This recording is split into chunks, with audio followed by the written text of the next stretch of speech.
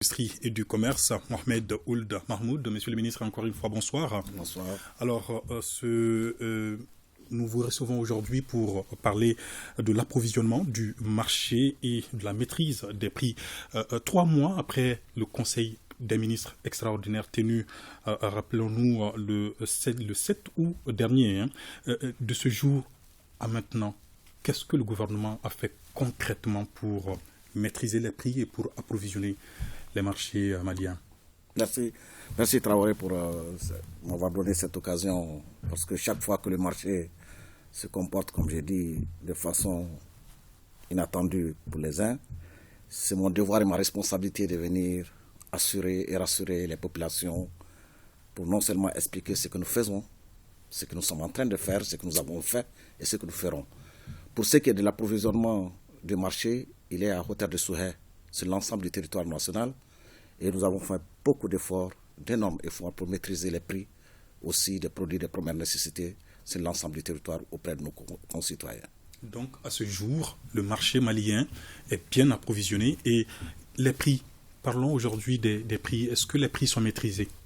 Nous pouvons dire que le marché est suffisamment approvisionné et il sera encore mieux approvisionné les semaines à venir parce que nous avons entrepris déjà des évaluations par rapport à la campagne pour essayer de montrer quel est le niveau de production que nous allons avoir pour l'année et quel est le gap par rapport à cette situation pour anticiper sur l'ensemble des besoins des produits de première nécessité à importer ou à subventionner pour l'approvisionnement du marché. Mais avant de partir dans ça, il va falloir on parle un peu du contexte international parce que, vous savez, avec la reprise économique post-Covid-19, les marchés ont connu des hausses soutenables. Et les prix ont souvent doublé dans certains lieux. Et parfois, nous avons aussi les prix du fret qui a augmenté. Ce qui a substantiellement augmenté vraiment les frais de l'importation et ça a rendu les prix très élevés à l'importation pour les marchés, nos marchés. Mais ceci étant, le gouvernement a fait beaucoup d'efforts, d'énormes efforts. Lesquels Donc, essentiellement? Je peux parler au moins de 4 à 5 efforts parmi tant d'autres. Parce que oui. Si vous voyez par exemple au niveau salarial, le gouvernement a fait des efforts énormes et nous sommes arrivés à augmenter la grille salariale, à l'unifier et à donner un pouvoir beaucoup plus étendu aux différents travailleurs et à hauteur de 200 milliards de francs CFA.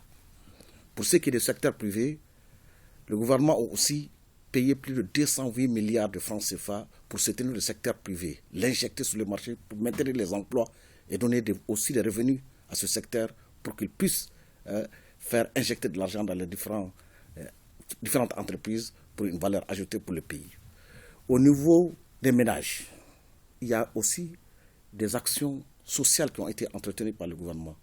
Nous avons presque donné à 366 000 ménages plus de 90 000 francs CFA à travers les transferts monétaires pour soutenir aussi leur possibilité d'acheter et d'accéder à des produits de première nécessité. Au niveau du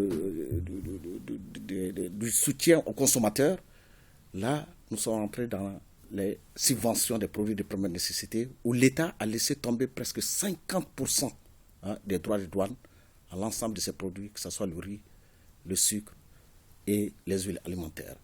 Et à ce niveau, l'État a laissé tomber presque 154 milliards de francs CFA. C'est pour vous dire que ces chiffres, le gouvernement tient à cœur. Les plus hautes autorités sont très inquiets par rapport à la situation, malgré l'embargo de la CEDEAO, malgré la crise de l'Ukraine, malgré cette hausse des prix à l'international, nous faisons mieux que l'ensemble des pays de la sous-région. Donc tous ces efforts visent à atténuer l'impact de ces multiples crises sur les Maliens, c'est ça? Absolument. Et c'est des situations qui sont maîtrisées. Nous le faisons actuellement et nous allons faire encore plus.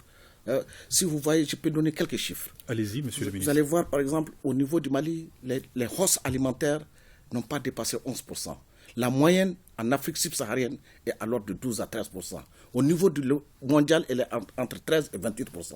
C'est pour vous dire jusqu'où le gouvernement a pris en charge cette question, l'a maîtrisée. Et aujourd'hui, nous allons encore faire mieux pour les mois à venir et les semaines à venir. Concrètement, qu'est-ce qui est envisagé dans ce sens? Aujourd'hui, la seule tension qui existe, c'est au niveau du sucre. Et nous sommes en train de voir, nous avons déjà envoyé une équipe sur le terrain pour comprendre quel est le niveau de préparation de la campagne sucrière de Soukala et de Nsoukala. Et à partir de là, nous allons savoir aussi quels sont les besoins qu'il faudrait exprimer en termes de sucre pour le marché dans les mois à venir.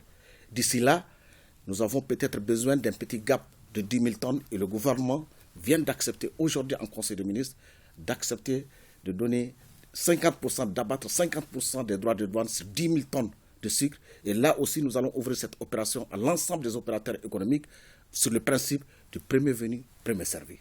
Monsieur le ministre, avant de vous laisser partir, vous voulez dire ce soir aux Maliens que les produits de première nécessité ne sont pas chers sur le marché comparativement à la sous-région. Vous voulez dire également que le marché est bien approvisionné. C'est cette assurance que vous êtes passé. Absolument. C'est cette assurance que je voudrais apporter à nos populations pour leur montrer que le gouvernement, et c'est une préoccupation centrale pour le gouvernement, qu'on s'assure que non seulement le marché est approvisionné, mais aussi que les populations aient les produits de première nécessité à des prix convenables.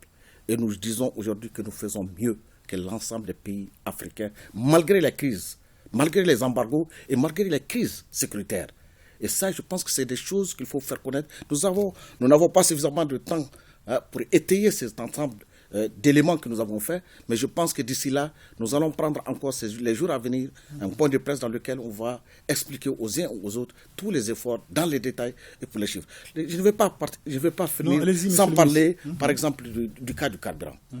Par exemple, à la pompe, le prix d'aujourd'hui doit coûter 1024, 1039 francs.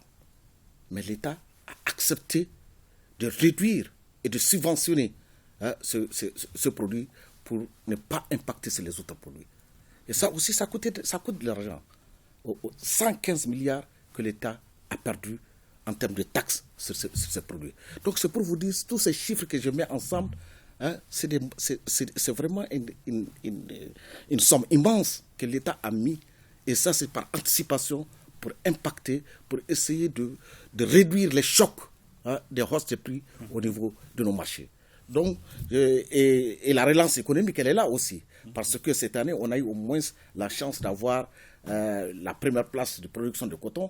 Et nous voulons rentrer dans toute la transformation de ce coton à travers nos unités de la Comatex qui va bientôt ouvrir ses portes, ainsi que l'IMP et ainsi de suite. Donc, il y a un ensemble de dispositions qui sont prises pour essayer de soulager, c'est même pas essayer, pour soulager réellement la souffrance de nos populations et avoir accès aux produits de première nécessité. Monsieur le ministre, merci beaucoup. Je vous en prie. La suite.